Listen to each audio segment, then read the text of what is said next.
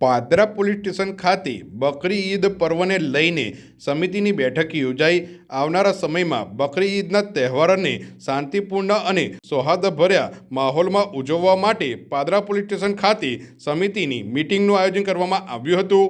આ મીટિંગમાં હિન્દુ અને મુસ્લિમ સમાજના આગેવાનો, પોલીસ વિભાગના ઉચ્ચ અધિકારીઓ તેમજ પોલીસ કર્મચારીઓ મોટી સંખ્યામાં ઉપસ્થિત રહ્યા હતા। કોમી એકતાનો સંદેશ આપતા સમાજના આગેવાનોએ ભાઈચારો સતત જળવાઈ રહે અને તમામ તહેવારો શાંતિપૂર્ણ માહોલમાં પસાર થાય તે માટે સહકાર આપવાની અપીલ કરી હતી। પાદરા પોલીસ વિભાગ દ્વારા પણ બંને સમાજના આગેવાનોને શાંતિ અને સૌહાર્દ જાળવી રાખવા અનુરોધ કરવામાં આવ્યો હતો।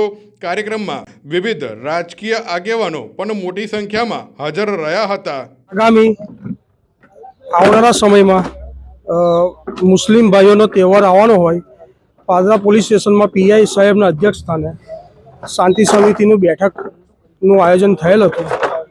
એમાં દરેક બેઉ તરફના પક્ષના મુસ્લિમ અને હિન્દુ ભાઈઓ હાજર રહ્યા અને અમે એમને પીઆઈ સાહેબને ખાતરી આપેલી છે કે બેઉ તરફથી પાદરાનું વાતાવરણ શાંત રહેશે, કોઈ બી કંઈ પણ પ્રકારની મગજમારી નહીં થાય ને શાંતિથી તહેવાર ઉજવાશે।